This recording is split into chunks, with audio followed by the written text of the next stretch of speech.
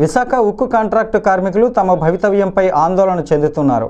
ప్లాంటులో contract కార్మికులను అర్ధాంతరంగా తొలగించడాన్ని నిరసిస్తూ హెచ్ఓడి మరియు ఈడీ వర్క్స్ కార్యాలయాల వద్ద ఆందోళన చేపట్టారు.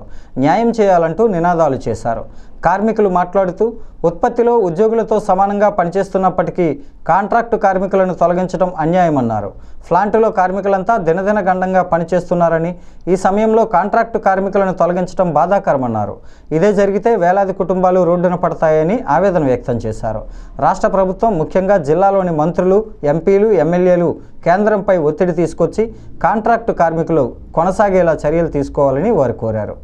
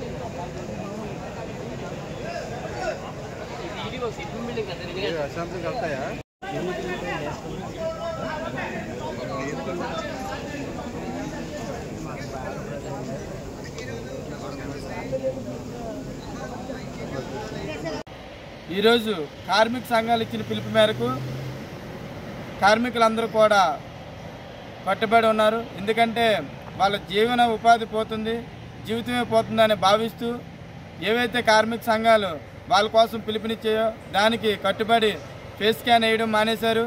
అదేవిధంగా విధుల్లోకి వెళ్లకుండా విధులను బహిష్కరించి హెచ్ఓడి ఆఫీస్ దగ్గర ధర్నా చేస్తూ నిర్వహిస్తున్నారు. ఈరోజు స్టీల్ ప్లాంట్ మేనేజ్మెంట్ ఎంత మొండిగా వ్యవహరిస్తుందో, జీతాలు ఇవ్వకపోయినా సరే కార్మికులందరూ పనిచేస్తున్న తరుణంలో కార్మికులందరినీ తొలగించి బయటను పెట్టేయాలని చెప్పి ఆలోచన ఈ ఒక మేనేజ్మెంట్ చేసింది.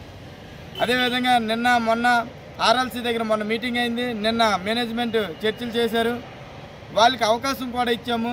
సార్, మీరు బయోమెట్రిక్లో 240 మందిని రీప్లేస్మెంట్ చేయండి, లేని ఎడల మీరు ఏదైతే మెడికల్ పేరుతో భయాందోళన చేస్తున్నారో ఆ మెడికల్ అవాయిడ్ చేయండి అని చెప్పడం జరిగింది. దాన్ని వాళ్ళు తాత్కాలికంగా మేము అవాయిడ్ చేస్తామని చెప్పారు.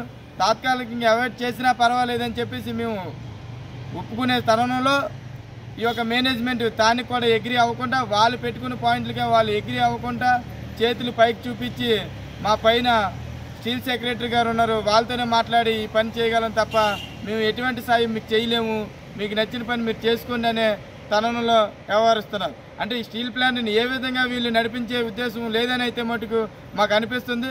అయినా సరే కార్మికులు స్టీల్ ప్లాంట్ లాస్ పోవాలని, స్టీల్ ప్లాంట్ని ఇక్కడ నుండి తరలించేయాలని అయితే ఆలోచించడం లేదు. స్టీల్ ప్లాంట్లో కార్మికుడు ఖచ్చితంగా ఉపాధి కోల్పోకుండా ఇక్కడ బతకాలనే ఆలోచనతో ఉన్నారు. కాబట్టి ఒకరోజు టోకెన్ సమ్మెకి పిలుపునిచ్చి ఈ టోకెన్ సమ్మెని 100% ఇప్పుడు ఏ షిఫ్ట్లో వచ్చిన వాళ్ళందరూ కూడా సక్సెస్ చేశారు. అలాగే general, B shift, night duty వాళ్ళు కూడా సక్సెస్ చేస్తారు. ఈరోజు సమ్మె అయితే మటుకు విజయవంతంగా ముగుస్తుందని తెలియజేస్తున్నాం. INTC వంశీకృష్ణ.